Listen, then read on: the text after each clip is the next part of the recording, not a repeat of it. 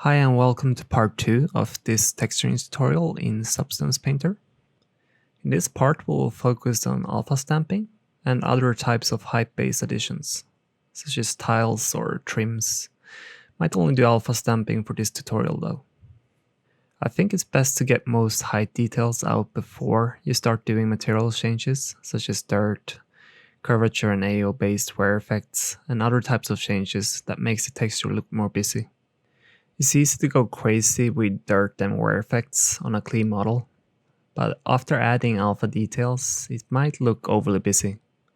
So it's better to get an idea of the amount of height details you want to have before going crazy with other material changes. But most likely, you will come up with new and better ideas later on in the texturing process. So it's good to set up layers in a way so that it's easy to make changes at any time. So let's start by creating two fill layers with black masks, one for out-pushing height information and one for in-pushing height information.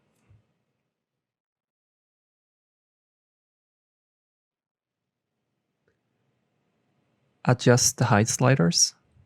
You can uncheck all other materials to simplify the layer.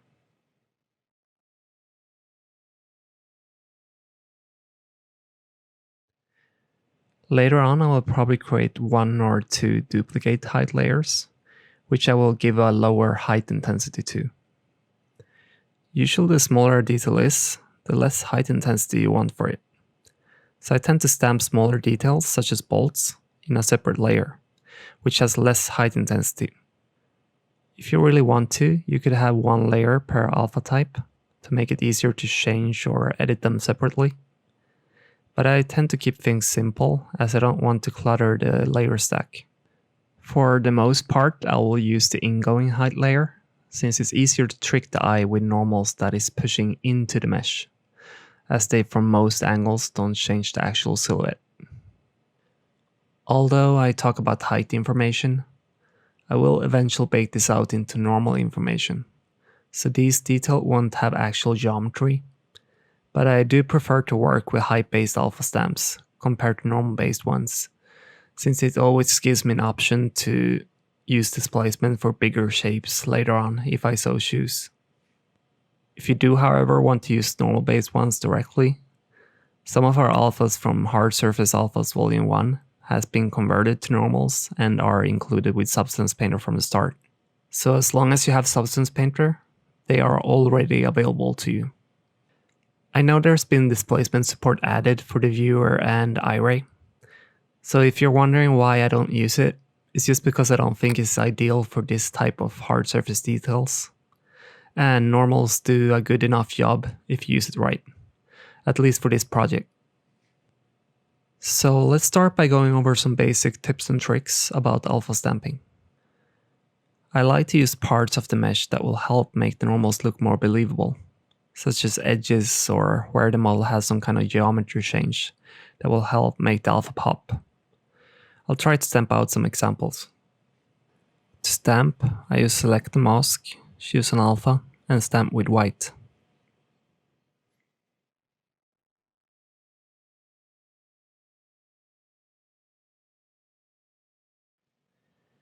You can press X on your keyboard to toggle between white and black.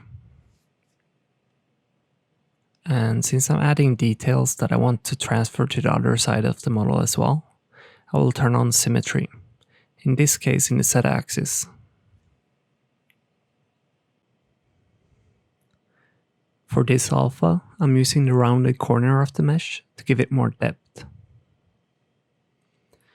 And by having the lid portion of the alpha on the rounded part and the handle on the flat part, helps it look more believable, and as it has an actual purpose. What we're trying to avoid is randomly putting alphas on flat surfaces with no purpose, which will only create noise without actually making your model look any better. Earlier I was talking about geometry that will make the normals pop, and this outsticking portion here is a perfect example. Something like this hatch alpha will look natural from almost any angle. You'll probably see me struggle a lot to get the alpha where I want it to be, so I will fast forward when necessary.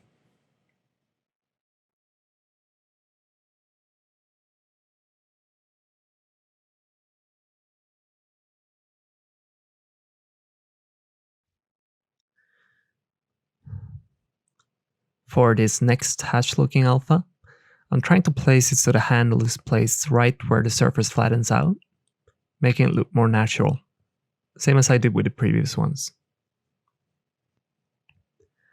Stamping alphas on rounded surfaces or any multi-angle surface makes it feel more three-dimensional and helps fool the eye.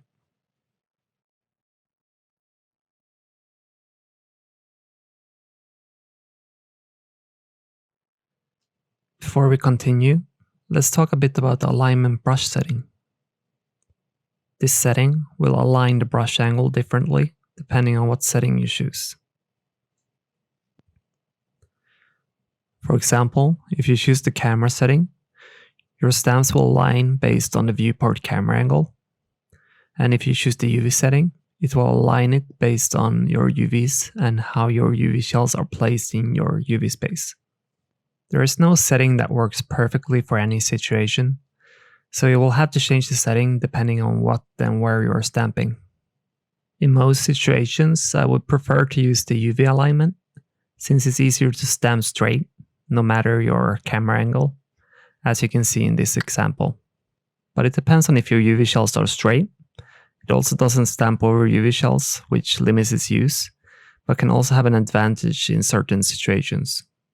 For situations where the UV alignment setting isn't working, I usually use camera alignment.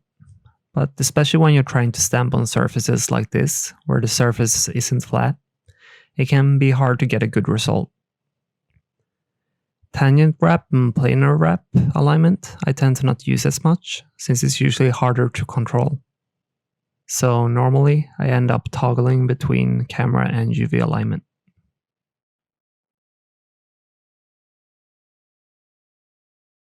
Sadly, something that stops me from using UV alignment more is that it doesn't work well when using symmetry, as you can see in this example.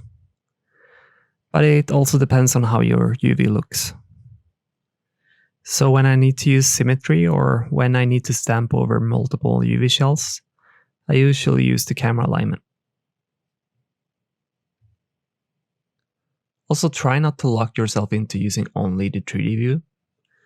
There are many situations where it's hard to get to certain places with the 3D view, and to stamp where a surface is partially hidden behind another mesh. In those situations, using the 2D view can make it a lot easier, as you can see in this example. Usually I use the 2D 3D split screen, so I can first stamp in the 3D view to locate the correct shell in the 2D view. You can also use the F4 key on your keyboard to toggle between the 3D and 2D view. It's not a perfect solution for every situation, but it's definitely something that's useful from time to time.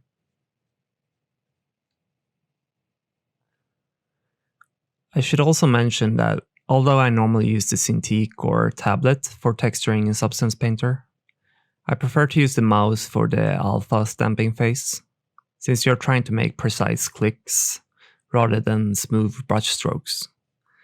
So for this, the mouse has an advantage.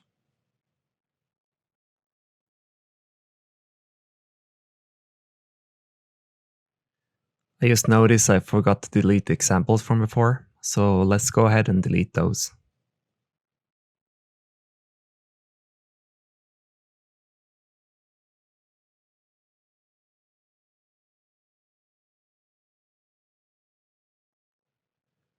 So let's put in some more details. For these next ones, I'll use UV alignment. And as said before, with UV alignment, you can't stamp over UV shells, which can be very useful at times when you only want it to affect one part of your mesh. But of course, it depends on how your UV shells looks, and putting the height layer inside one of the masked folders would give you the same result. But this can be a time saver when you don't have it set up like that.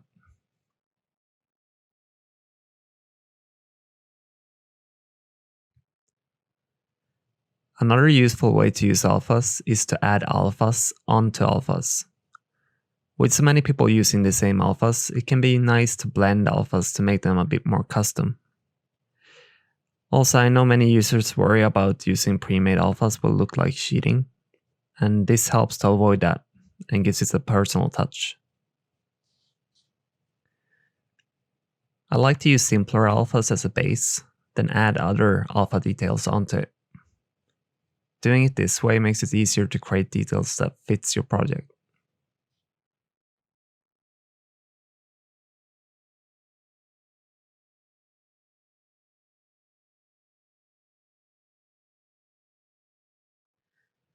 Next, I want to put out some vents to get rid of some of this empty space on the top. For this, I'll be using the tiling feature. To use the tiling function, you stamp once, then hold down Shift to reveal a line starting from your first stroke, and it will automatically add alphas between your starting stroke to wherever you stamp next. To control the distance between each stamp, you can go up and change the spacing setting in the brush menu. Also, as you might have noticed, I snapped my viewport camera angle to the top view. And in case you don't know how to do that, you just hold down Alt plus Shift and left mouse button, and it will snap to whatever standard view is the closest. To be honest, this is not a perfect example of this feature, since there are so few vents that needed to be placed. Something like bolts along a straight line would probably be a better example. But it's not only a time-saving function, it also helps keep the distance between each alpha exact. It can be hard to get it right doing it manually.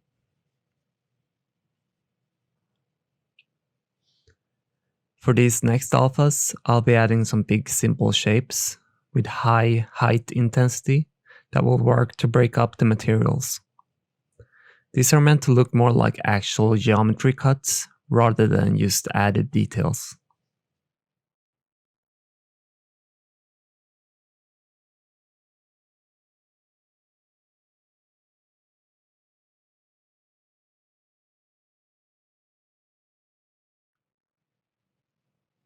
I will also start to separate the materials a bit, just to get a better idea of what I'm going for. Nothing I do here is final, it's just a way for me to figure out what I want to do, and to help me come up with more ideas.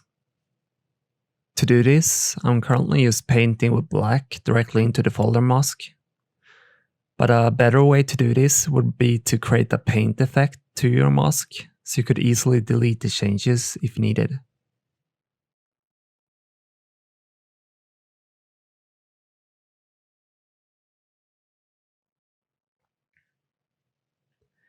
You might have noticed, but I forgot to turn on symmetry for some of the painting, so I will have to go back and do it for the other side as well. It's very easy to forget to turn on and off the symmetry when needed, so it's good to keep that in mind.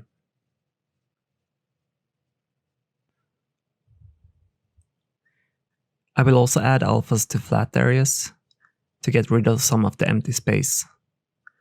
But I try my best to find alphas that looks like they have a purpose for where they are added.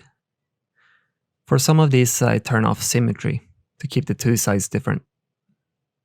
I do want to keep some areas empty though. You want to avoid filling up every empty space that you can find. In my case, I want to keep the front side empty, as I probably want to add some sort of decal there later on. I haven't added any outpushing alphas yet, so I'll go ahead and do that. I find it better to go easy on the height intensity slider for outpushing details, as it has a tendency to look quite weird when exaggerated.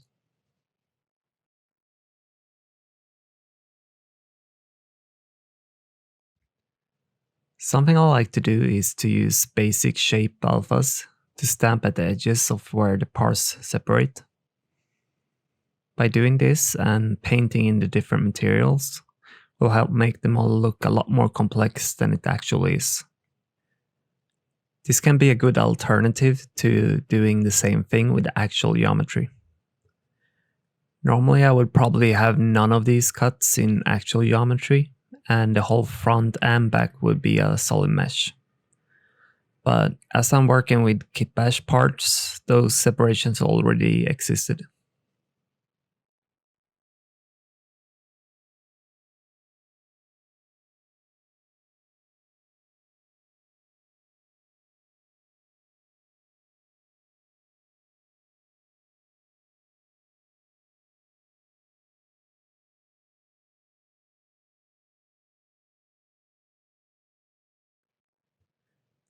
As you can see, these changes does quite a lot to the overall look of the model, and shows how easy it can be to make significant changes to your model, even with the most simple alpha. I'm not really satisfied with every alpha that I have added though, so I might change things later on. But currently I'm just looking to show my thought process and the techniques that I use, so I'll let it be for now. Next I'm looking for alphas that I will use as head and tail lights, that I will later add emissive to.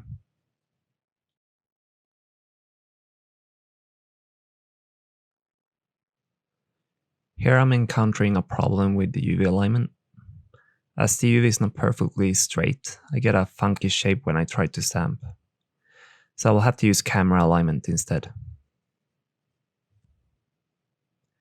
Because I'm using camera alignment on a curved surface, it will take some time to find a good angle that will give a good result.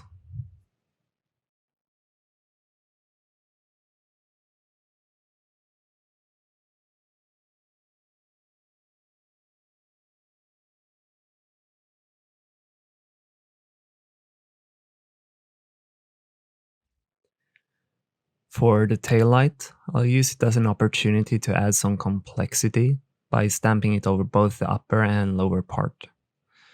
And as I'm stamping over multiple UV shells, I can't use UV alignment. Although this has nothing to do with alpha stamping, I will go through how to add and mask emissive to your project, as it's hard to judge the look of the lights without seeing it with emissive. So I'll go ahead and create a new layer that I will use for the emissive. One problem you will notice is that emissive is not available as a layer channel option from start. To enable it, you will need to go to Texture Set Settings, then press the plus icon under Channels. Here I can choose to add emissive. Now if I go back to the emissive layer, I should be able to see the emissive channel.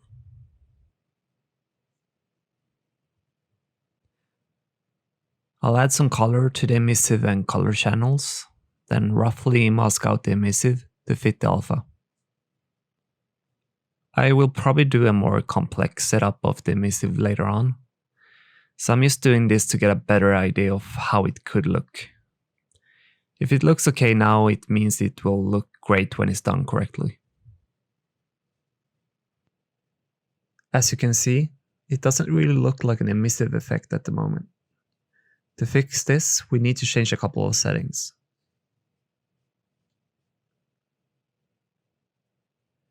First, let's turn on glare under display settings.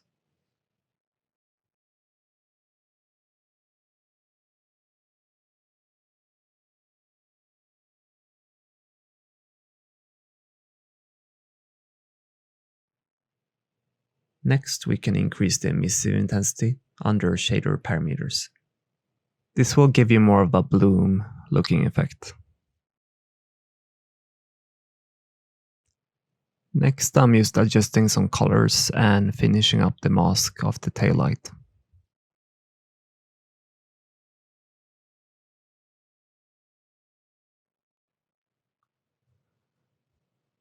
So let's get back to make some height changes. Another technique we can use to add height details is to use a regular brush to add lines and panels to our texture. This is a good way to add purpose-specific details. I'll add a new height layer that I will use specifically for this.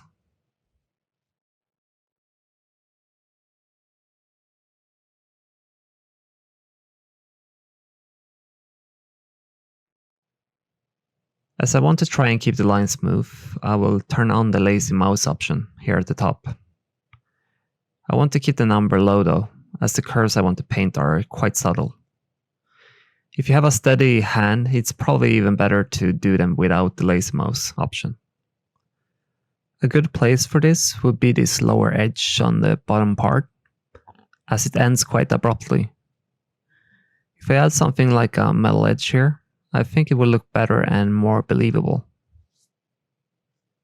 This might take a bit of back and forth to get done nicely, at least for someone with shaky hands like me. I will probably go back and clean this up later on, but there's no need for you to sit through that. One thing you can do to smooth out or enlarge painted lines is to add a blur filter to your height layer. It's not a replacement to clean lines, but it helps.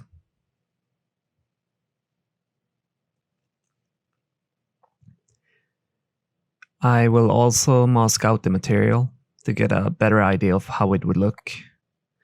And from what I can see, I think it's an improvement.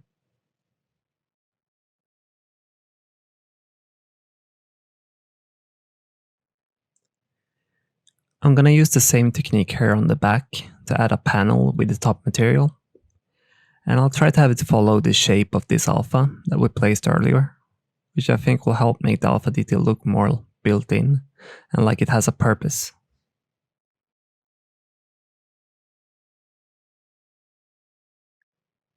Not 100% sure about the shape, but let's leave it like that for now.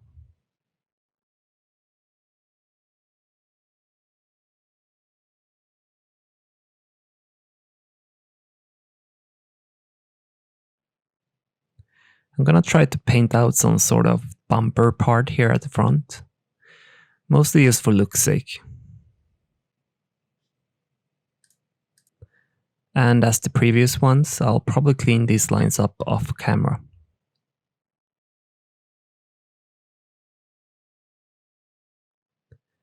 I'll create a new group and fill layer, as I want to give it a new color.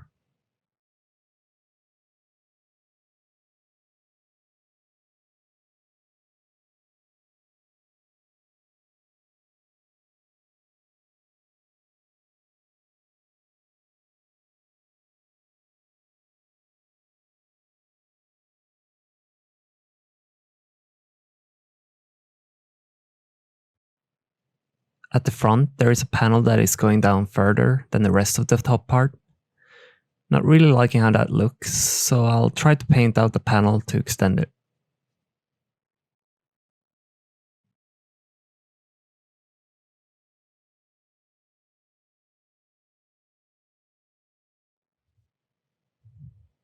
So let's continue with some smaller details.